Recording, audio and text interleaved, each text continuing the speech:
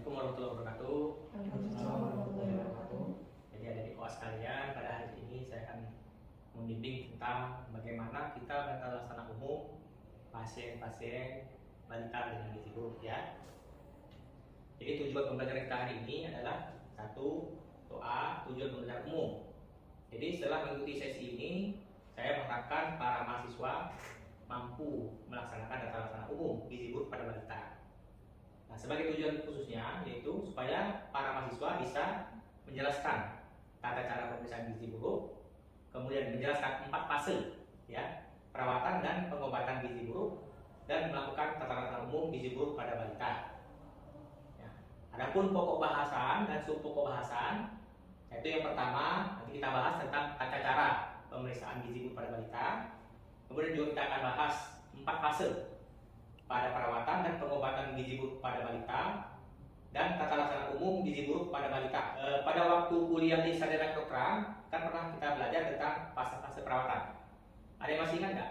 Kira-kira apa saja fase perawatan pada anak gizi buruk? Itu ada 4. Ya. Kalau gizi buruk ada fase stabilisasi, fase transisi, fase rehabilitasi, dan fase tindak lanjut. Ya, benar ya.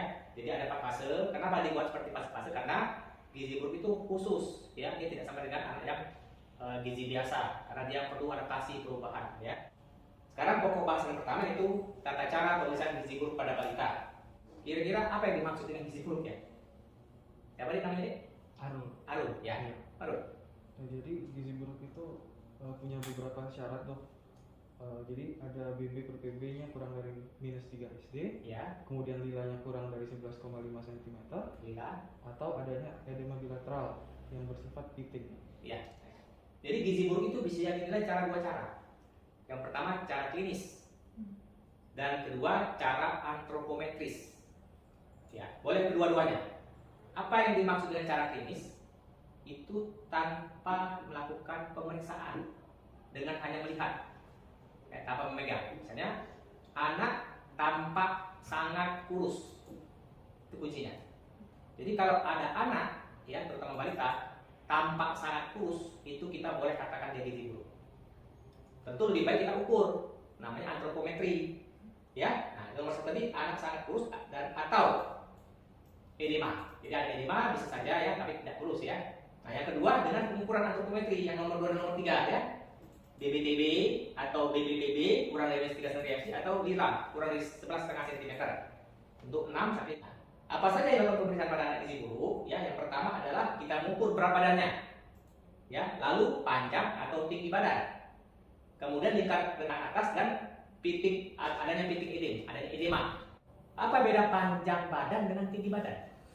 Kalau ada sampai kaki, Ya, saat tinggi pada badan. saat sedikit terlalu tinggi badan itu dikonsentrasi berdiri. Oh, jadi posisi ya, jangan lupa posisi. Jadi kalau panjang itu posisi anaknya terbaik, dan biasanya anaknya kurang dari 2 tahun usianya ya. Tapi kalau 2 tahun ke atas, kita upayakan dia diukur cara berdiri ya. Jadi kalau berdiri namanya tinggi badan, kalau berbaring namanya panjang badan.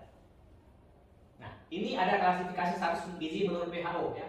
Kita lihat di layar ya, ada gizi buruk yang berwarna merah, ada gizi kurang berwarna kuning, dan ada gizi baik berwarna hijau.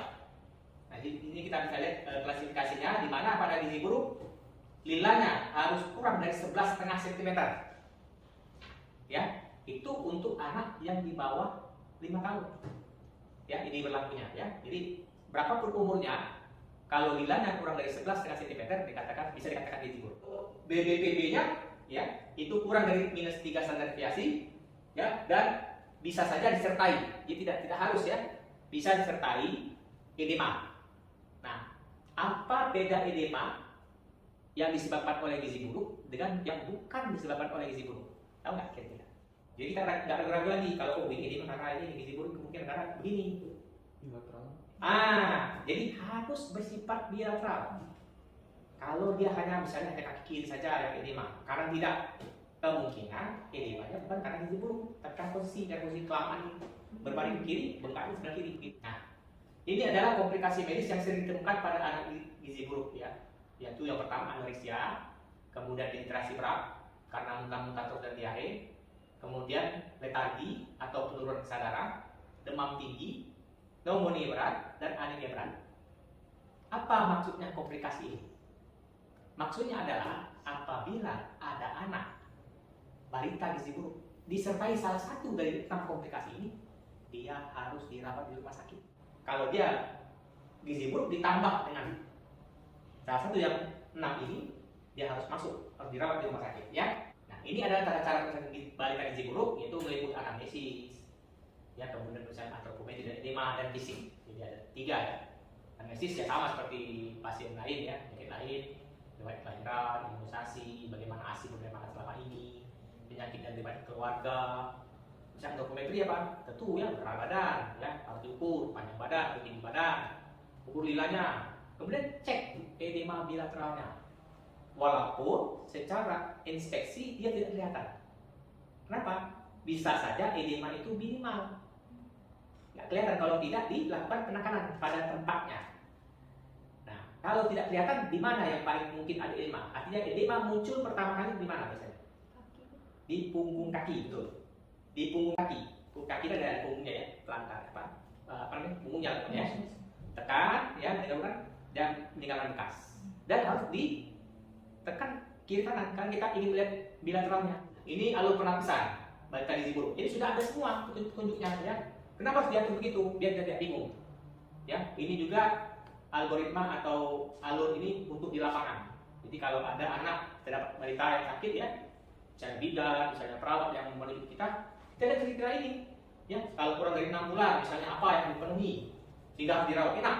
Ya, misalnya salah satunya ya, dia harus mendapat kalau kurang dari 6 bulan dia tidak perlu komplikasi. Ya, tanpa komplikasi medis pun dia harus dirawat enak. Kalau bayinya kurang dari 6 bulan. Kenapa? Bayi kecil itu mudah sekali jatuh ke dalam yang berat.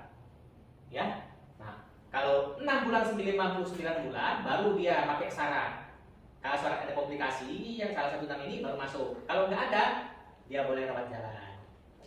Nah, jadi untuk hari ini saya cukupkan sekian ya. Nah, untuk itu saya memberikan PR kepada adik sekalian. Coba dibaca ya. Yang pertama, jelaskan cara menentukan gizi buruk, ya Pak ya. Kemudian sebutkan minimal 3 komplikasi, jadi ada 6. Ya. Yang ketiga adalah bagaimana atau jelaskan kenapa saya balita gizi buruk, ya. Dengan jenis layanan tadi 0 sampai 6 bulan, 6 sampai 59 bulan, kemudian ada yang kondisi khusus tadi, ya. Saya rasa itu saja kuliah dari saya hari ini, bimbingan. Ada pertanyaan sebelum tutup? Ada pertanyaan? Boleh? Gantian.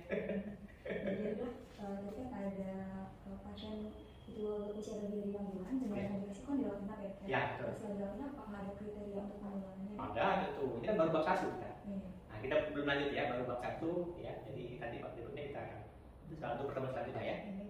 Ada apa lagi?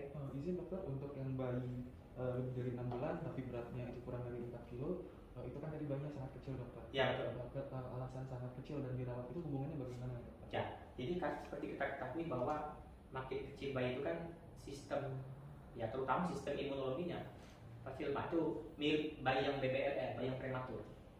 Ya, jadi bayi-bayi itu, jadi jangan lihat umurnya, tapi lihat beratnya. Kira-kira pantas umur berapa dia? Kalau 4 kilo kan pantas umur 1-2 bulan. Padahal umur sudah 6 bulan kan, artinya ada masalah di sini. Dan masalahnya biasanya berat. Kalau masalah berat harus dirawat, nggak bisa kita, Bu ini nggak ada komplikasi ya. Usia juga jangan 6 bulan kita rawat jalan aja, nggak bisa. Ya, nanti kalau dia nggak berhasil bagaimana berat sebenarnya. Jadi itu alasannya dia akan menjadi berat kalau dia rawat jalan. Ya, jadi jangan lihat umur tapi lihat beratnya. Ya, kecuali dia 4,5 misalnya kan, kita 6 bulan. Dia juga dia kalau kira nggak ada letargi kan, letargi salah satu komplikasi kan, masih lincah, masih mau makan kata ibunya, tidak demam, tidak pneumonia, ya, tidak anemia, itu boleh ya. Saya rasa cukup mungkin pertemuan kali ini ya. Terima kasih pada adik semua. Untuk selanjutnya mungkin saya akan berikan bimbingan pada kelompok besar, pada kelompok kecil ya. Terima kasih. Assalamualaikum warahmatullahi wabarakatuh. Waalaikumsalam.